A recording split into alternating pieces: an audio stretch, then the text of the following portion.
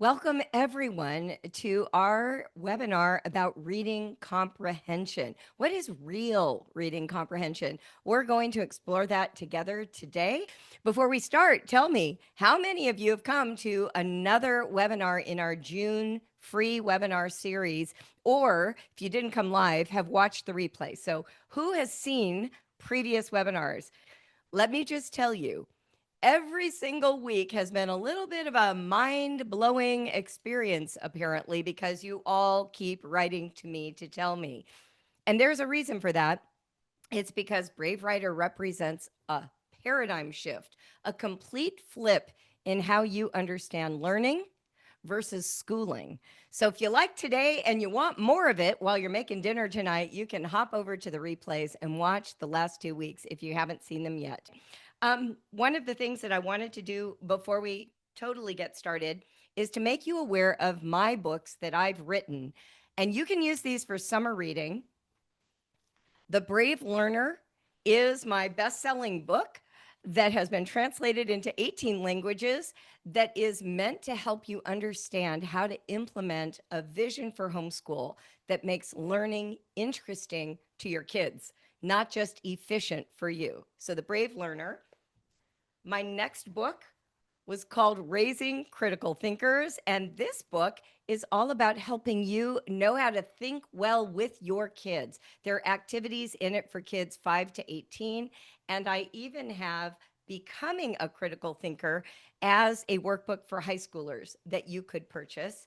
And then finally, my brand new book, which I hope you'll all read. Everyone who's reading it keeps writing to me saying, "Oh my gosh, now I get everything." Okay. So I would love you to purchase Help My Kid Hates Writing. It's a great book. And you know what? If you can't afford them, ask your library to buy them, or they may already be there. So try that too. Okay. Commercial over. Hi, I'm Julie Bogart, and today we are talking about reading comprehension. Real reading comprehension starts here. That's the name of today's talk. And the reason that we are meeting to talk about reading comprehension is that for some reason, teachers, educators, parents are obsessed with it. So before we even begin, tell me, when you hear the words reading comprehension, what pops into your mind? What skills, definitions, meanings do you make from that word pair? Reading comprehension. Very interested. Someone put terror. Thank you.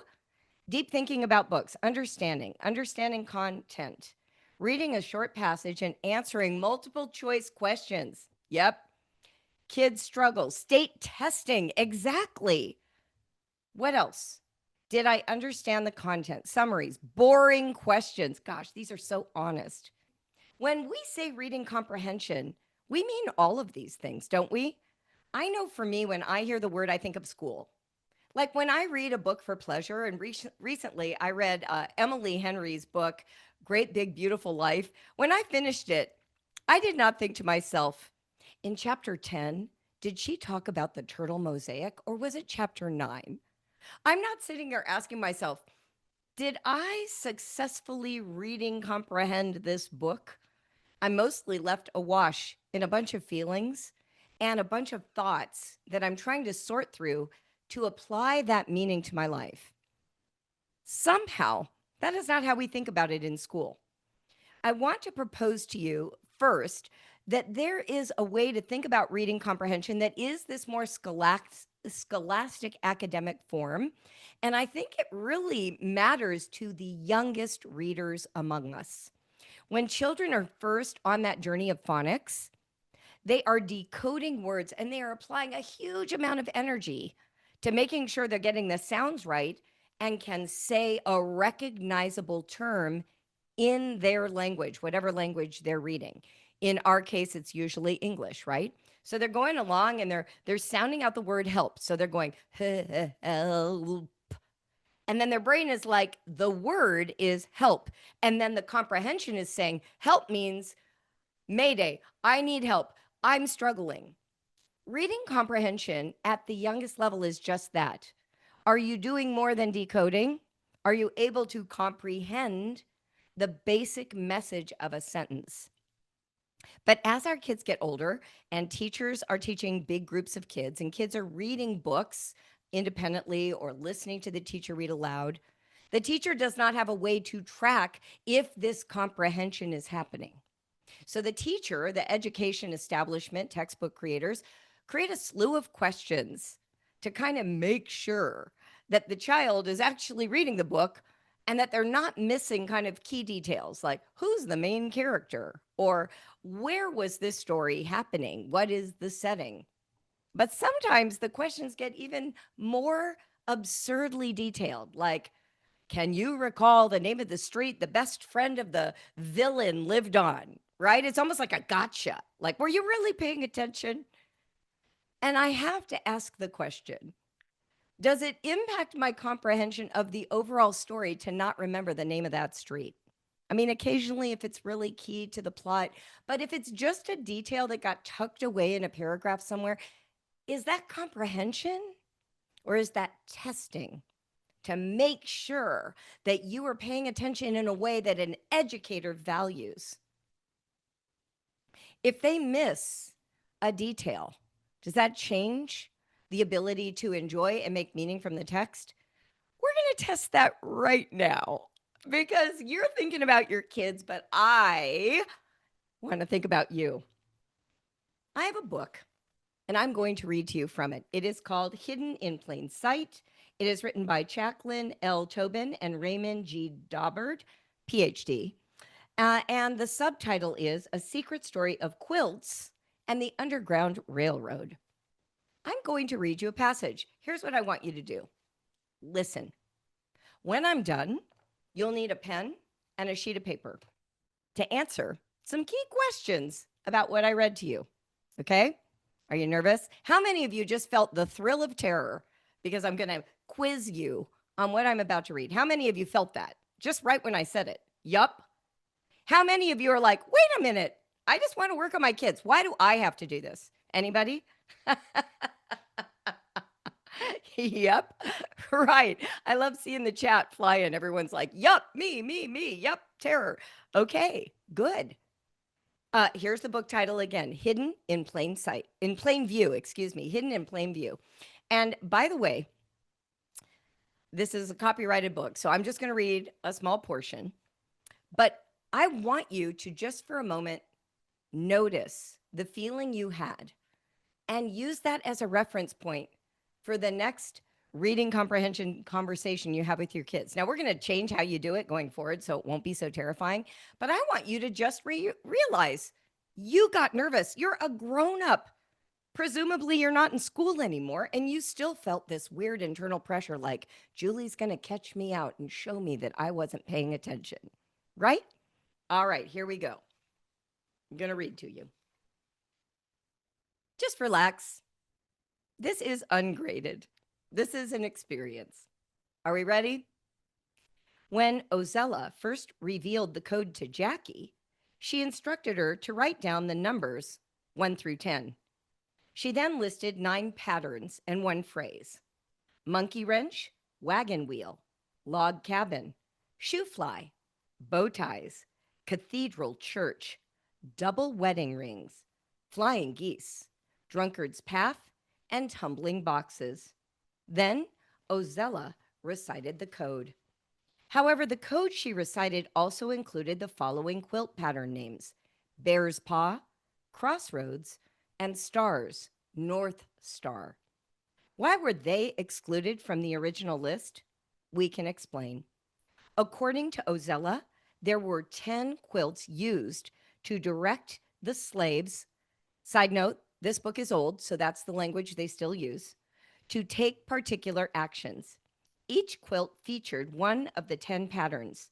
The 10 quilts were placed one at a time on a fence. Since it was common for quilts to be aired out frequently, the master and mistress would not be suspicious when seeing the quilts displayed in this fashion. This way, the slaves could non-verbally alert those who were escaping.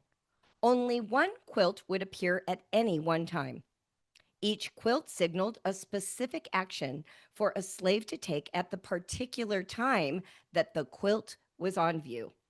Ozella explained that when the monkey wrench quilt pattern was displayed, the slaves were to gather all the tools they might need on the journey to freedom. The second quilt placed on the fence was the wagon wheel pattern, which signaled the slaves to pack all the things that would go in a wagon or that would be used in transit. When the quilt with the tumbling boxes pattern appeared, the slaves knew it was time to escape. How long each quilt remained on the fence before being replaced is not known. Ozella suspected that a quilt would remain up until all who were planning to escape had completed the signaled task. The code had dual meaning. First, to signal slaves to prepare to escape, and second, to give clues and indicate directions on the journey. We strongly believe that in order to memorize the whole code, a sampler quilt was used. The sampler quilt would include all of the patterns arranged in the order of the code. Traditionally, the sampler quilt was used to teach pattern piecing. Think of it as a book of fabric patterns. If the mistress or anyone saw the griot conducting a class on patterns, praise for the industrious behavior would be the outcome. No one would suspect what was really taking place.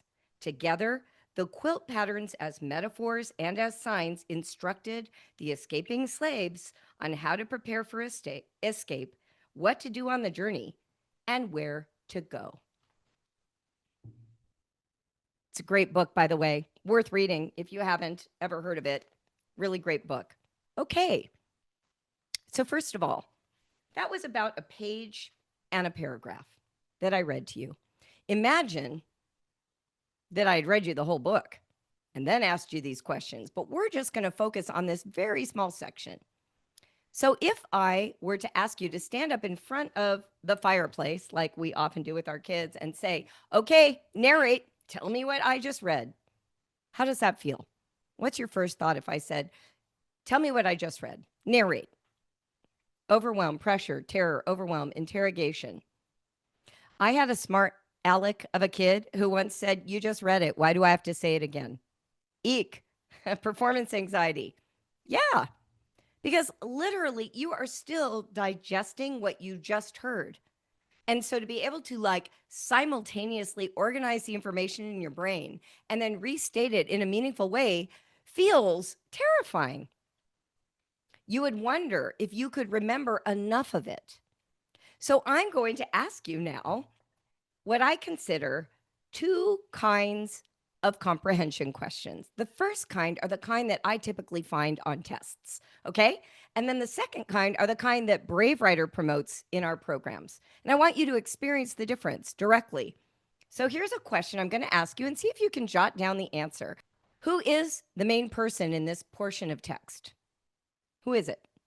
Does anyone know? Do you remember the name? Do you have an idea of how to spell it? Okay, this is amazing if you're looking at the chat. So we've got the very first person actually spelled the name correctly, Ozella, O-Z-E-L-L-A, but you haven't read the book. It was read to you. So now someone spelled it with one L. Someone put Ozelia. Someone else just put Zella. Someone else put Paella. Someone else put Ocella with an S. O something. Someone else, O-S-C-E-L-L-A. Can you see already that just by asking that question, there's like a right or a wrong? But how much does it matter? Does it matter that you know how to spell the name or even know what the name is immediately? Is that the most important thing to remember about this passage? And some people didn't even remember. All right, how about this?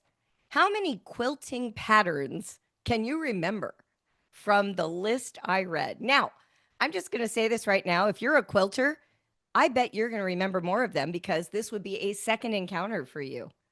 But if you're not a quilter, I mean, come on. Can you put some of them in the chat? What are some of the names of the quilts?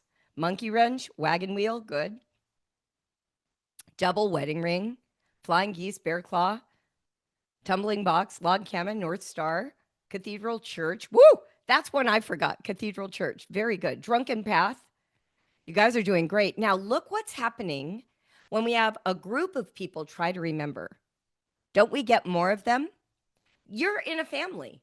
Can't this be a collaborative project? And wouldn't it be fun, even like on a whiteboard, to try and remember as a game, not as proof that you were paying attention, but just like How many do we remember? And here's one of the things that is also true. Sometimes our mind is not focused on that detail because our minds are involved in the narrative, the story of what's being told, not those discrete details. I'm that kind of reader. I'm that kind of student. I'm listening for the themes. I'm listening for the problem that is being addressed and wanting to understand the strategy being used to address that problem. That's more interesting to me. I figure if I have to write a paper, those names aren't going anywhere. I'll just open the book and go grab them.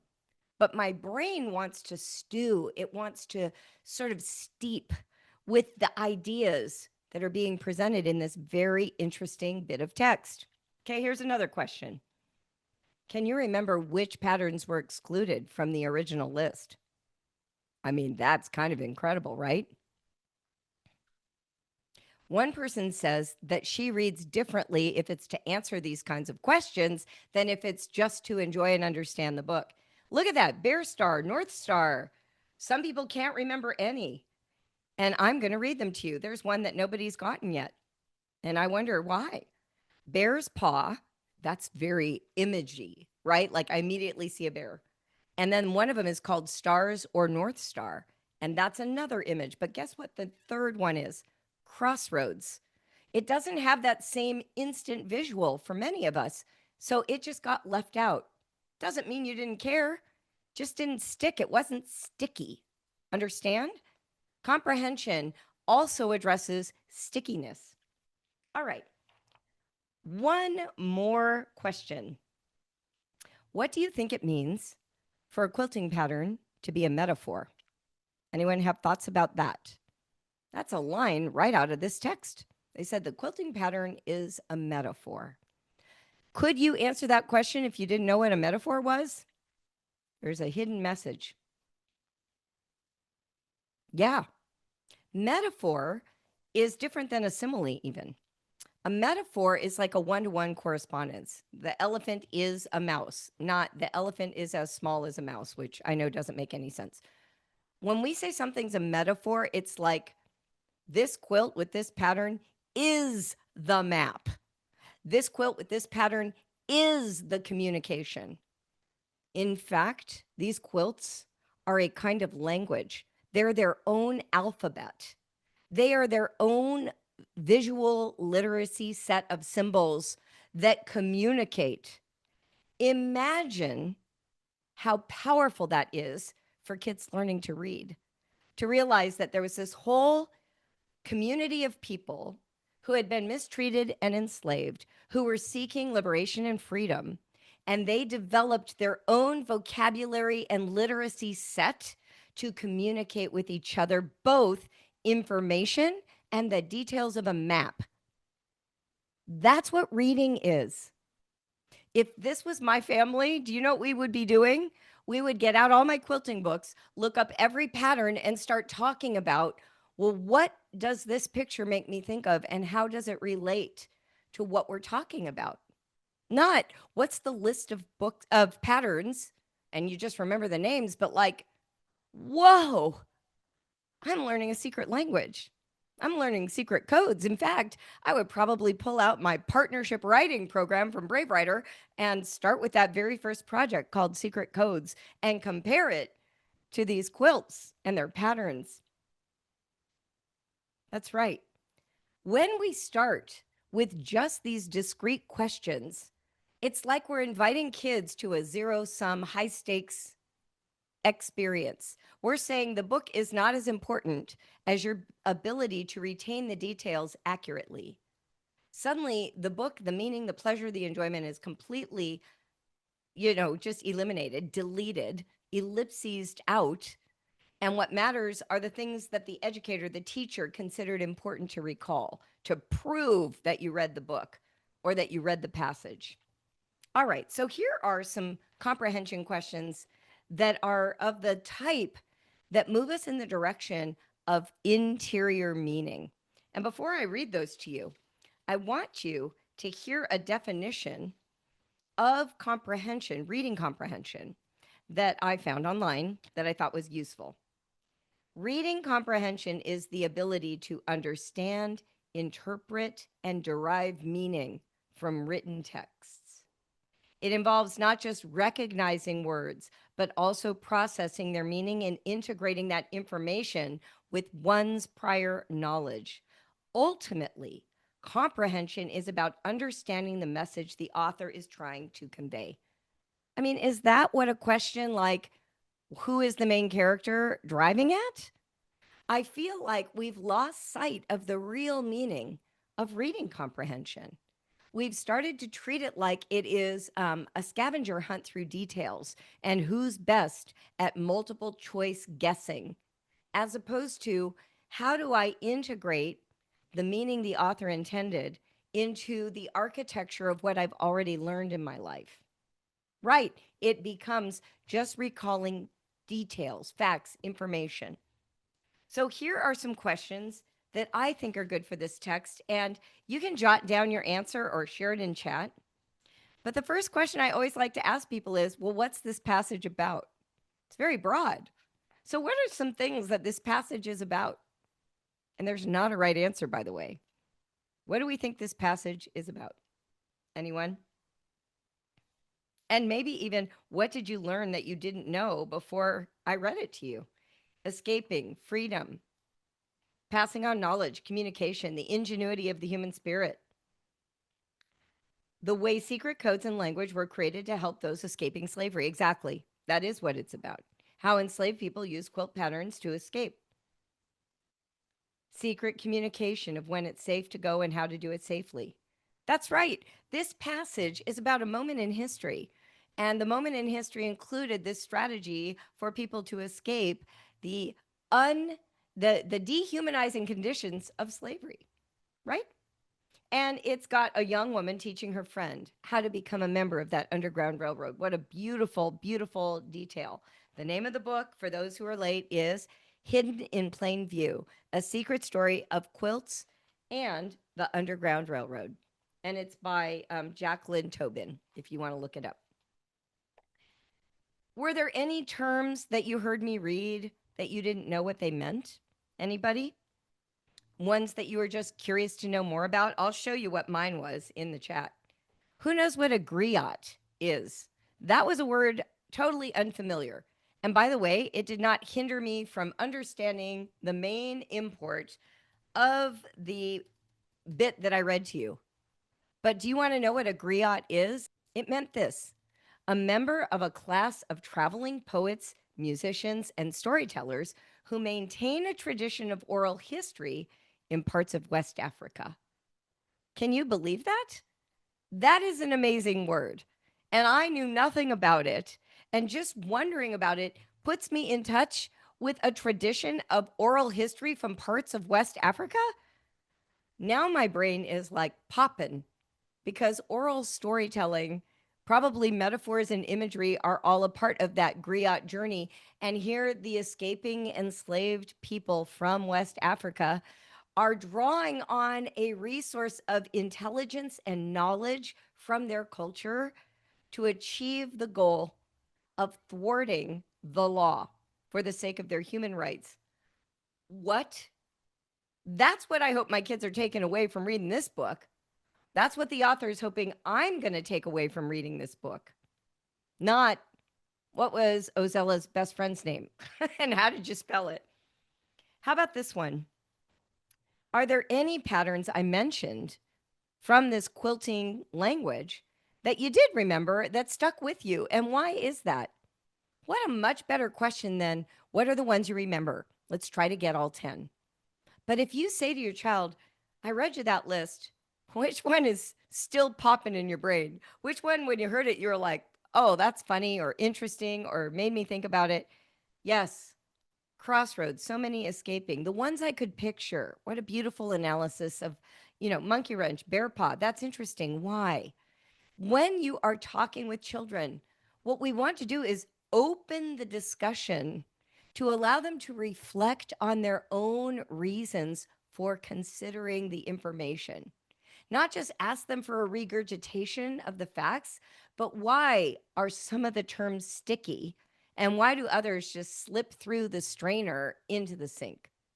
That's important information because this is how you help your child discover what's interesting to them. Remember, with my kids, I was reading, I think it was Across 5 Aprils, which is all about these 5 Aprils of the Civil War. And we would stop to pause and discuss a chapter. And for one of my kids, always, it was the military equipment that he could not stop thinking about. And for another one, it was always the suffering of the women and children that she could not stop thinking about.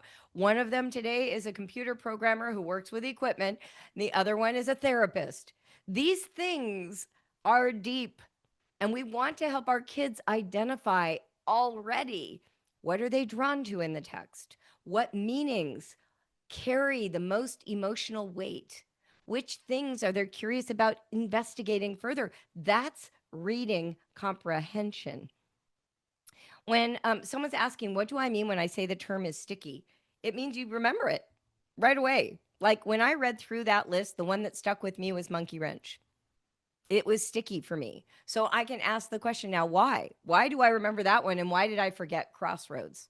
I think it's because the word monkey has always been delightful to me.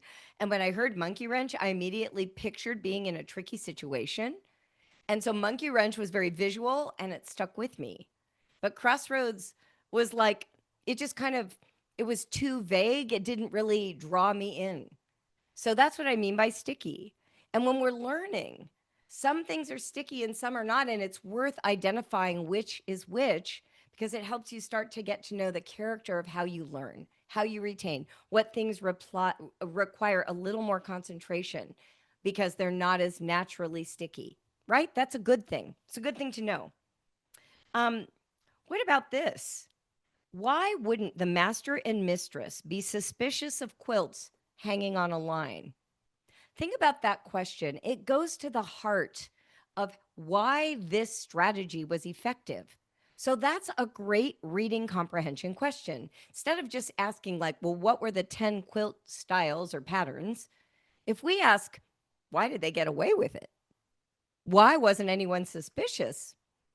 Now we're starting to get inside the strategic mind of a person who set up this underground railroad system. Yeah, they're saying because quilts were put out all the time, airing them out was a common practice. So now you start thinking about the psychology of the Underground Railroad, not just the discrete facts of how it was executed, but why it was effective. We call this, in the world I live in, critical thinking. These are the kinds of questions you want your children to answer that actually reveal reading comprehension, the intent, the understanding, the developed meaning. When we're talking about reading comprehension in the context of history, like yesterday, someone was saying, sometimes we just have to do things my kids don't want. They have to study history. History is actually interesting. Do you know how I know? Everyone who hits 35 is obsessed. I mean, it's hilarious to me. All these people who hated history in 10th grade, 11th grade, 12th grade, and they turn 35 and suddenly they're like, "Oh my gosh, history is the most interesting thing I've ever studied." Why? Anyone have an idea? Why is history interesting in your 30s in a way it wasn't when you were 12? Anybody? I'm curious. I have thoughts. I want to hear yours. Because now we have one. You know more, you've lived longer. Yeah, once you have a couple decades under your belt, you're like, oh, I get it now. Time passes, things get stuck in a decade, they have meaning. When you're 8, you can't even fathom that the decade before you were born was real. I remember my daughter saying to me one time, it feels like the 70s never really happened. And when she said it, I thought, oh my gosh, that's how I feel about the 50s. You know, like it's just out of reach. Like it happened for my parents, but did it really happen? Like that's the feeling. And so by the time you're in your 30s, you're like, history is fascinating, and your kids are over here, and they're maybe not interested in it in the way that you are. So we've got to ask questions that help them make meaning connections that they can relate to.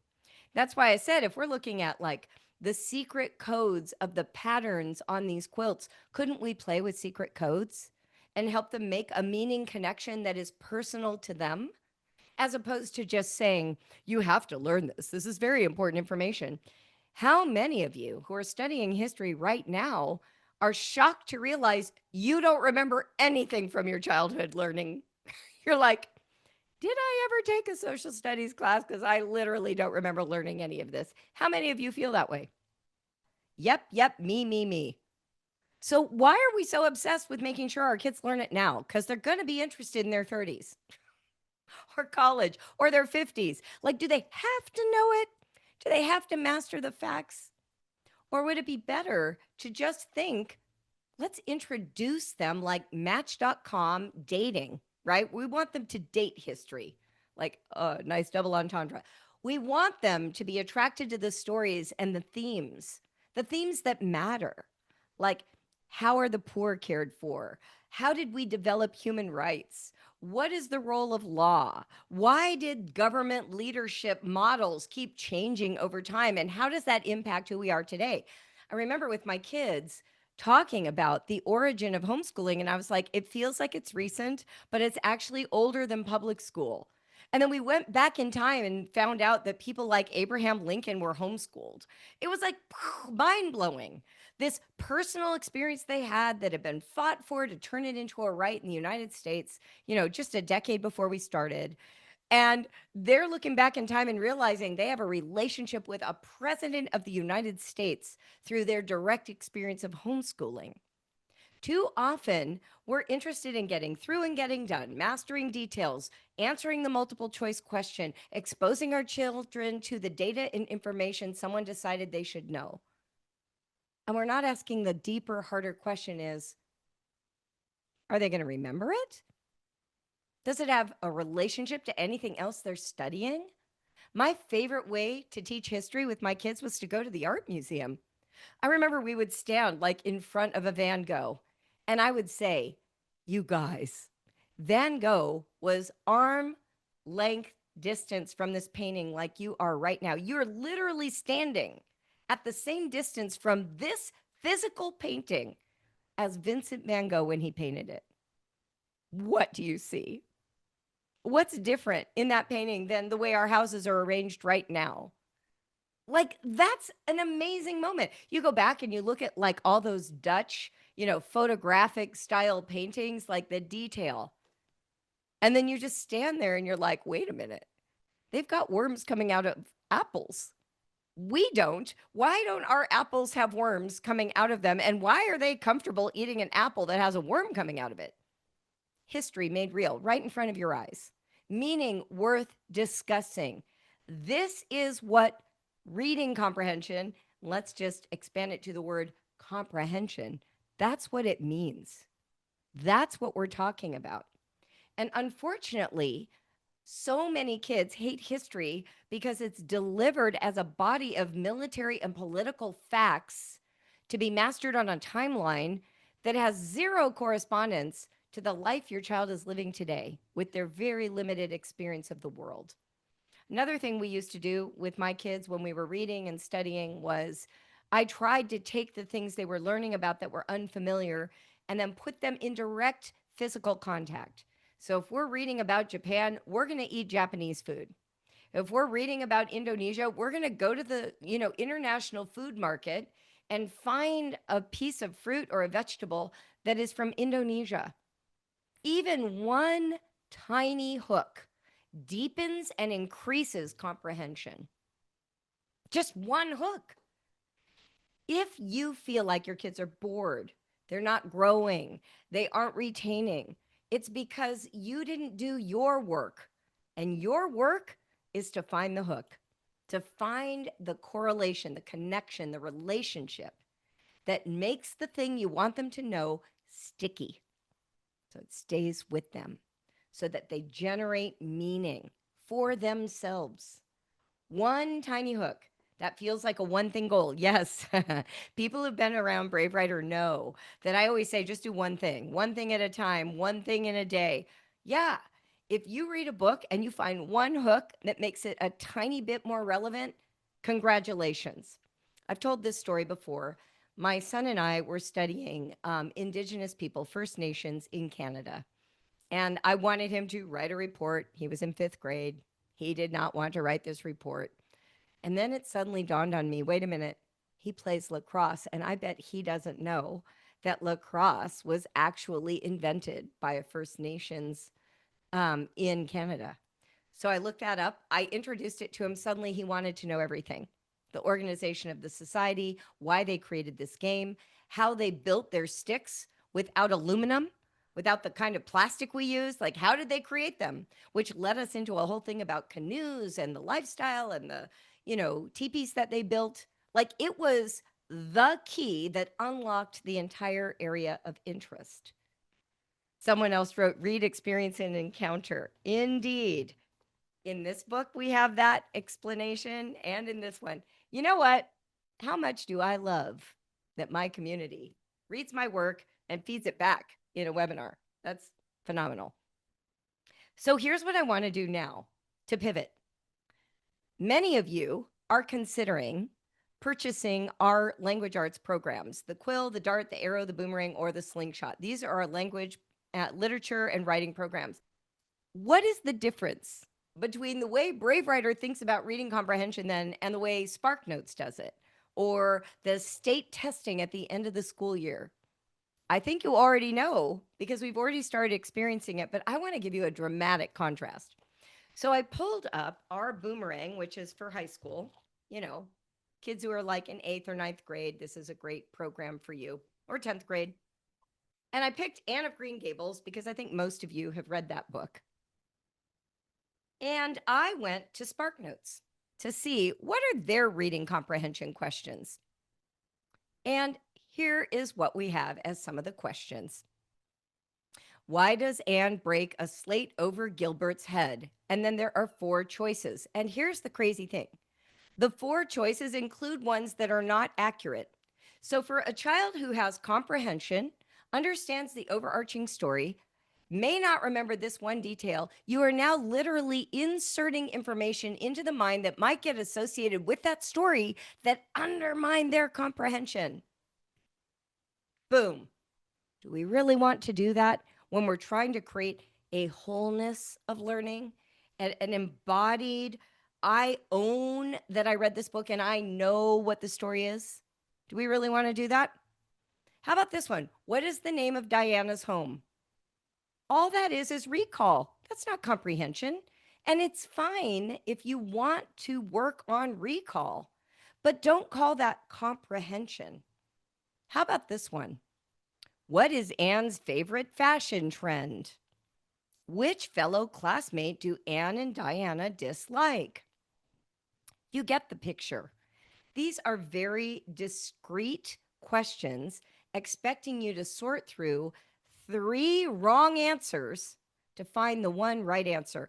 I will just tell you this. I was a straight A student pretty much in high school, and I was a pretty good student in college, but I was terrible at multiple choice tests. You want to know why? Because I'm a freaking good writer and a pretty good thinker. And my problem is when I'm presented with 4 options, I immediately start analyzing the options to see if there's a way that this might be true or might have relevance or could be seen as related. That's comprehension, trying to imagine what the meaning is behind the answers. Writing and conversation allow you to do that. Because if we've been trained to think in terms of right answers, we actually short circuit the part of us that's curious about exploring a variety of motives, intentions, insights, relationships, and connections, which is what writing and conversation help us do. Yes, knowing about theme, main idea, exactly. So here are some questions that our team wrote about Anne of Green Gables. And I want to just give you a flavor of why these prompt what I call reading comprehension. And we call these questions think piece questions, meaning you can just do a free write where you let yourself think about this topic and explore it in as many directions as you like, even contradictory directions, so that you can see and try on for size a variety of insights. This notion of think piece comes from my fabulous writing mentor, Peter Elbow, who passed away earlier this year. So I want to give him credit because without him, we would not have that language. Anne is adopted by Matthew and Marilla Cuthbert, brother and sister who possess little to no experience with children. Yet Anne becomes a true daughter to both of them. What kind of person is Matthew? How do Matthew and Marilla's parenting styles differ? What is Anne and Marilla's relationship like at the beginning of the book? And how does it change by the end of the book? Those questions in this one little section, it's our third question on the think piece questions, could easily be printed, cut out, glued to the top of a page. And your child could free write, exploring each of those questions as they allow their minds to germinate over those ideas. That is so different than what is the name of the house, or why did somebody break a slate over Gilbert's head, right? You could also, alternatively, if you have a child who's struggling with writing or not quite ready to put their thoughts in writing, you could take these think pieces with you, cut them into strips, print them out, cut them into strips, stick them, in a little bag all folded up, and go out for coffee at your favorite coffee shop with your teenager. And each of you draw one and talk over coffee. That would be reading comprehension at the top level, because your child has a drink they like, you're taking them out alone and having one-on-one time.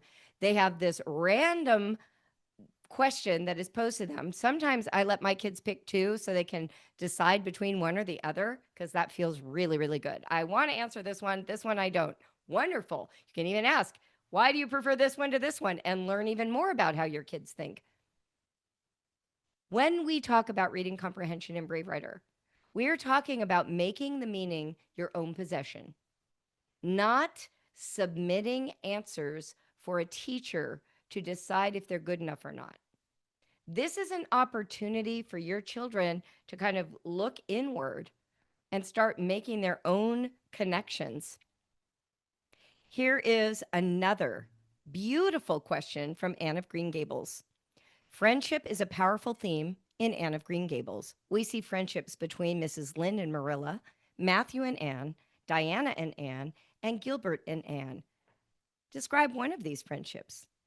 Thinking back on the various friendships in Anne of Green Gables, how can friendship influence our own lives for the better? When we're talking about meaning making, part of what we're talking about is the formation of our own values. Taking the literary insights that we glean from what we read and making them personal so that we grow as people. I remember seeing a therapist years ago, and someone I was dating at the time was not seeing a therapist, and I was irritated by that. I'm like, I'm seeing a therapist. This guy I'm dating should be seeing a therapist. We need to both be growing. He doesn't seem committed to growth. So my therapist asked me, well, tell me more about him. What is his favorite hobby? I said, well, he reads. He reads about 500 pages a week, mostly biographies. And here's what my therapist said. He goes, oh, yeah, he doesn't need therapy. And I was like, what? He said, Julie, he is forming his morals, his beliefs about relationships in direct relationship to what he's consuming every night of the week. He is literally building the architecture of how to relate to people daily, intentionally. He just doesn't go to therapy. And my mind was blown. Because we devalue reading. We think we're just supposed to get the answers right. And we forget, as I said in my first seminar of this month, that reading aloud forms the people we become. Reading to ourselves changes the way we understand the world. The study of history and science, where we're actually forming connections that are personal, develop who we are and what we value and the contribution that our unique personhood is going to make to the greater good, the community of human beings that we will participate in for the rest of our lives. When we talk about comprehension, then, I hope that you will be excited. I meant to bring this book over, and I'm just going to get up and go grab it. I hope that those of you who have high school students will consider using my workbook, Becoming a Critical Thinker. It even has places to write in it, published by my publisher. But beyond that book, our programs, all of them, the Boomerang, the Slingshot, for high school, the arrow for your kids who are in middle school, the dart for your kids who are in elementary, the quill for your kids who can't even read and write yet. They are ripe with the kinds of questions that form their character, not just tell you whether or not they were paying attention while you were reading to them. And so, if we are going to grow as a family of learners, all of us need the opportunity to reflect on the meaning we're generating around every subject. And here's something that I said the other day on social media after someone asked me. Our goal as parents isn't to require our kids to move through a body of information the state decided was the right body. Our job is, if we introduce that body of information, our job is to help our kids form the kind of connection that makes it meaningful.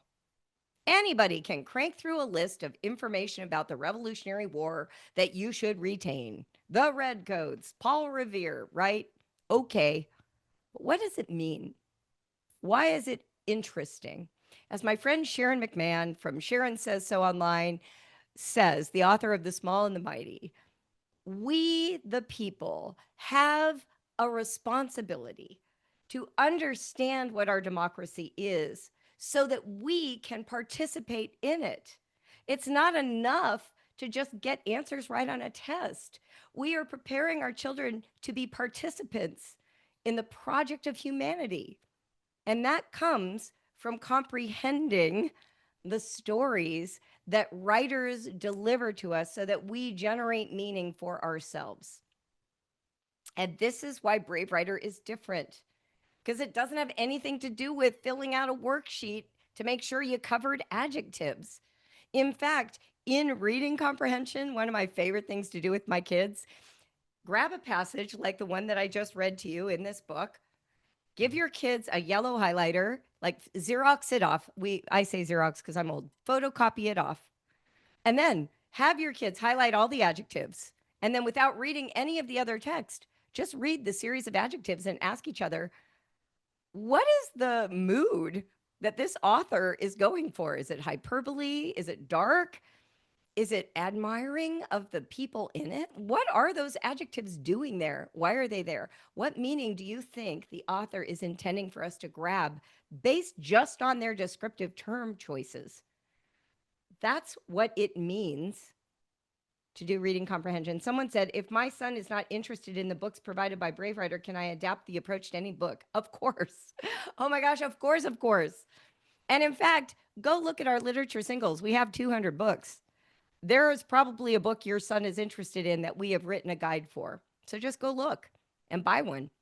And absolutely, my goal, my underlying goal for all of you is that this becomes a way of life. Not that you are like beholden to the way we write the questions, but that these questions are either a shortcut for you or a springboard to help you develop this way of thinking and seeing and conversing with your children. Okay, we have some time left. I'm going to take some questions. How do you plan the hooks? How do you have time? I've done the one thing principle before, but we got so little done in the semester. Okay, let's talk about this for a minute. Let's talk about time. Is it a good use of time to crank through a workbook page and a year later your child doesn't retain it?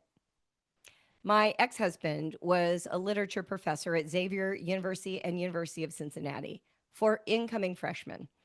And what he would say on the first day of class every year was, what did you read last year? So senior year of high school, it's September or August. They just got out in May or June.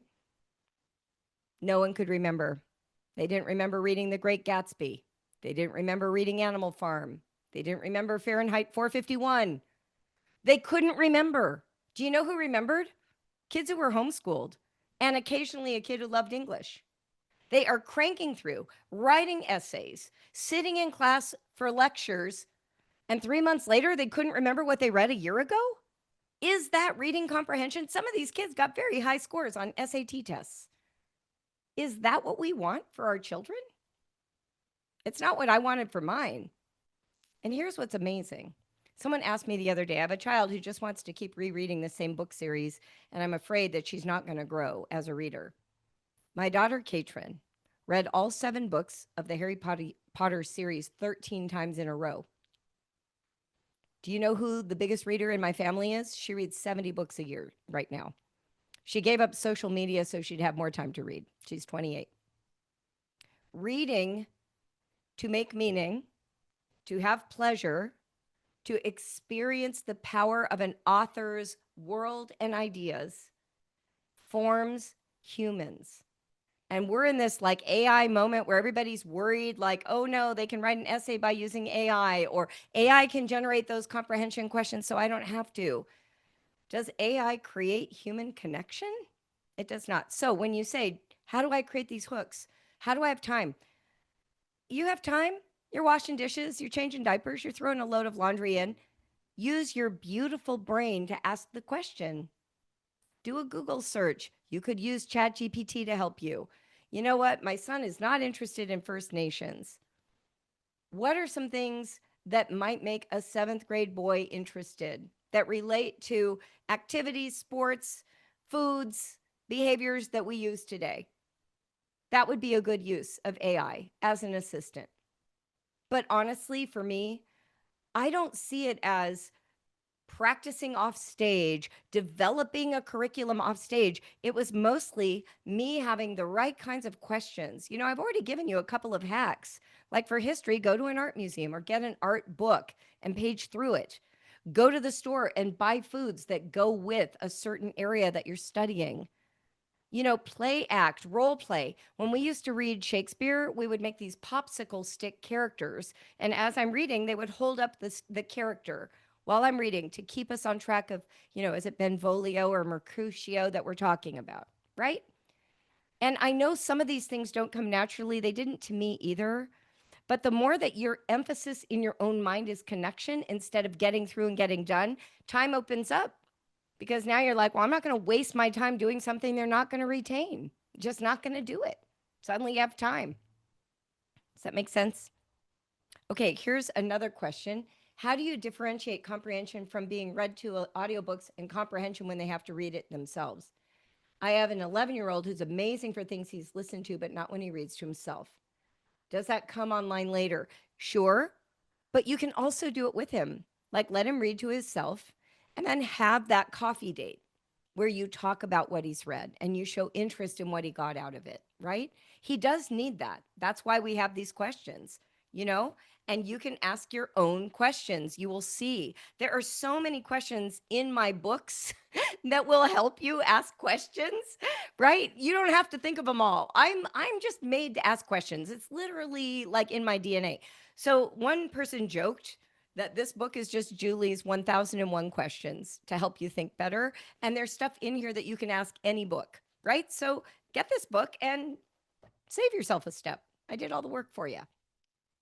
Oh, somebody says, do you have to read the pages first to prepare the conversations? No, because you can ask things like, okay, here's a good example. When my kids would read a book that I hadn't read, first of all, I would say to them, tell me if you're liking the book or hating the book, because here's something that's really interesting. Teens in particular love to hate things. They love being superior to movies, to television shows, and to books. So give them a chance to rant. You shouldn't rant. Don't rant about something they love. Don't dissent. Don't say negative things about the things they love. That's very off putting. But if you have a teen who's reading something and they're like, this is so dumb, lean into it because that's a kind of critical thinking where they're trying to exert what they know as superior to what they're reading. And so that's like very easy, right? You don't have to have a big creative question to ask. Just tell me why you loved it or tell me why you hated it. You can also ask questions like, what did you expect to happen for this book to be over? What did you expect to happen? Did it? Are you glad or not glad about that? What happened that you didn't expect? Glad or not glad about that? This allows them to teach you, right? And then lastly, and I will say this, it is awesome to have your kids on a read aloud write the comprehension questions and you have to answer them. The comprehension questions, by the way, are a kind of critical thinking to even be able to think of them. They don't have to always answer. Sometimes just being able to ask a very perceptive question is exactly what they need to do. So tell them, hey, guess what? We're reading this book aloud, and after the end of every chapter, I want you to take a minute and think of a really good question to pose to me, and I'll see what I can do with that question. And let some of them be gotchas. Let them know more than you. This is a powerful thing for kids to feel like they're tracking better than you are. That's really powerful. Even the writing questions in Help My Kid Hates Writing would be great to find big, juicy questions. Yes, literally every one of my books has lists and lists and lists of questions. You have no problem. Zero. So, the first step of fostering this quote idyllic childhood, and the basic story is this one mom wrote to me just a couple weeks ago and said that her daughter had to write an essay in class to explain her relationship to literature and writing, and she started describing copywork, dictation, free writing, read alouds, and all of the poetry tea times that they did and the book club parties.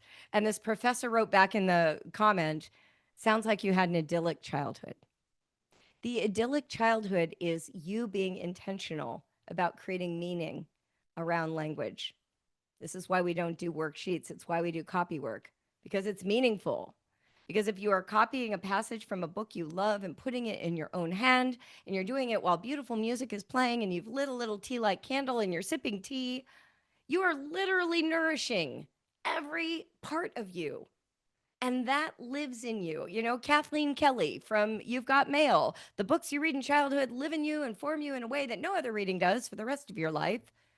That's what that is. So we start with rich literature. This is why we put on sale quill, dart, arrow, boomerang, slingshot in June, because for us, that's the foundation of an idyllic childhood. And in fact, Brave Writer Lifestyle, which is what we call sort of the overarching pedagogy of Brave Writer, includes all of those elements, and we write about them at length. I'm sorry to keep showing you my books, but that's why I wrote them. So you'll have all this information. That all lives in here. This is a place where if you follow these practices, you will build for yourself an idyllic childhood, and it won't be hard. It's so easy. So much easier than pushing the rock up the hill with kids who don't want to do what you've assigned them. Why would we live that life? You only get one adulthood. You better enjoy it. And it should not be spent arguing with your child to do one more sentence or finish the worksheet, or they don't get to go on the computer. That's ridiculous. Do not spend your life that way. We do have tests to get into university in the United States, someone's asking. And high school, we continue on this path and we enrich it. And there's a lot to say about high school. That's another whole webinar. But here's the problem, and I hear it under the question. I just want to kind of call it out. There's this belief that there's idyllic fun stuff, but then once ninth grade hits, you got to change course. Not true. One of my kids went to high school, starting his sophomore year of high school, and he was telling his marching band friends about poetry tea time, and they were jealous. They're like, wait, what? You did what? So Jacob started having poetry tea times with his public school friends in high school. Boys came. When he got to college, he became a resident assistant at Ohio State on an entire floor of dorms his sophomore year. He started hosting poetry tea times in his room on a boys' floor. By the way, girls loved it. It was a great girl magnet, too. It was like this community formed around poetry. My son, Liam, he went off to St. John's, started doing poetry slam nights. My daughter, Johanna, she started a poetry magazine in college. My daughter, Katrin, she joined a literary magazine club with her best friend. Do you see what I'm saying? If it's your lifestyle, if it's meaningful to you, you're going to take it with you and it's going to get you into college. If it's not meaningful to you, you're going to jump through hoops and be burnt out your first year of college. The kids who were the valedictorians in our schools here, they went off and played video games in college. I was just talking to my son, Jake, about that. He's like, yeah, they smoked weed and they played video games. They still got good grades, but they did not have the experience of learning that my kids had. And so that's what I want to leave you with, is a vision of what it can be to actually have a rich life. Not just your kids, but you too. My goodness, I can't tell you how much I learned. What an amazing educational journey I went on by being a home educating parent. I feel like the secret is this. You start homeschooling for your child, you continue because you don't want to give up the education you're getting. And if that's happening for you, you've caught on.